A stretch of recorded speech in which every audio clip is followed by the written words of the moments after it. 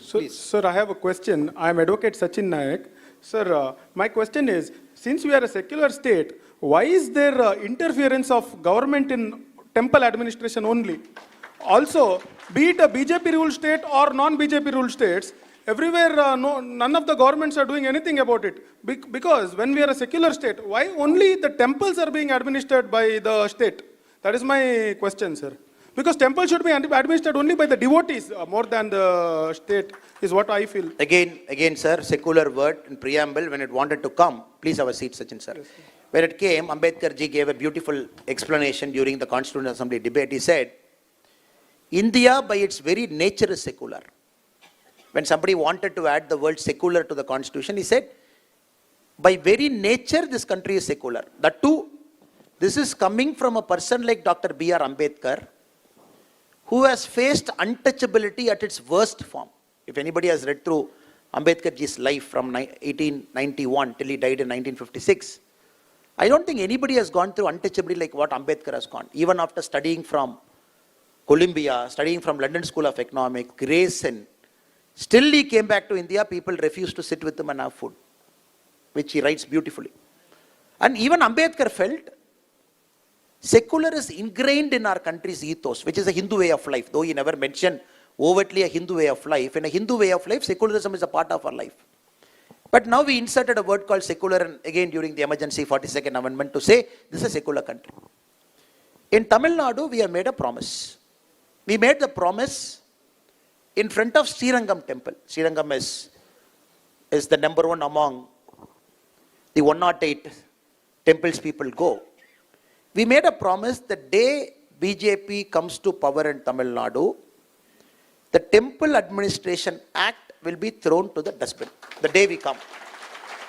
The reason is very clear, because each state might have a peculiar thing, but for Tamil Nadu I can answer in the next 2-3 minutes. Because one, it is very unfortunate you have an endowment department which controls temples only, not the other religious places. Very unfortunate. Second, even there, you want to use this department to suppress the feelings of Hindu.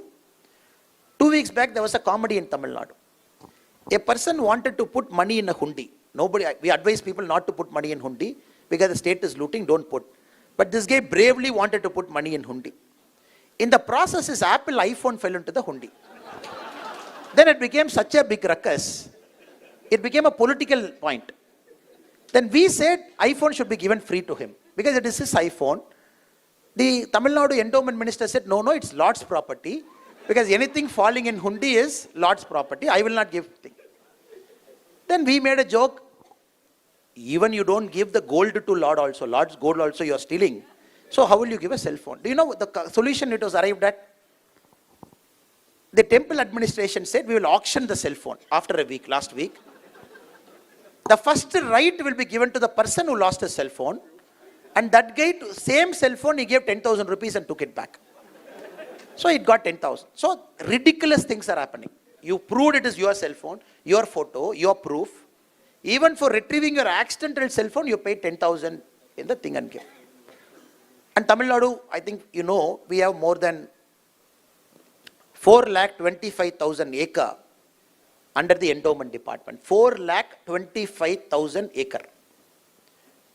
Tamil Nadu endowment department doesn't submit to CAG. The CAG, Comptroller and Auditor General, audits everything, SARS airport, everything it audits. But only thing in India that doesn't come under CAG is Tamil Nadu's endowment department.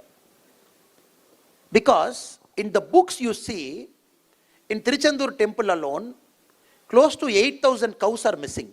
People have given cow dana. Cow is nowhere to be found. Either they sold it or some fellow went and took the cow away. All the temple gold, they want to put it in a thing and make it into a gold bar. So a lot of confusion. So we have taken a very practical administrative viewpoint to protect the interest of a certain community. It has to go. The second option is, again, the union government has got power to enter into endowment. I think you're coming there. You are a lawyer, you know it.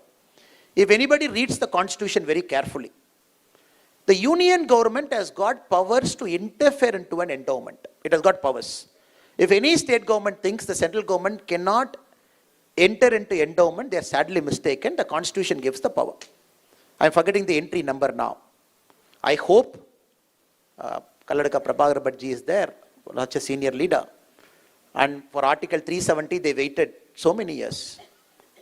And who knows, maybe next year the central government can put their hand on endowment. Anything can happen. So let us be patient. I think everybody is watching. Central government has got powers. As a lawyer, you know, tomorrow nobody can say you cannot come into my Kuke Subramania, you cannot come. They can always come. I hope and pray if the state government is failing, the central government should come. But again, I said, my brother, politics is patience, politics is compromise. Not everything can happen on one day, but everything will happen in one day. So let us wait for that day.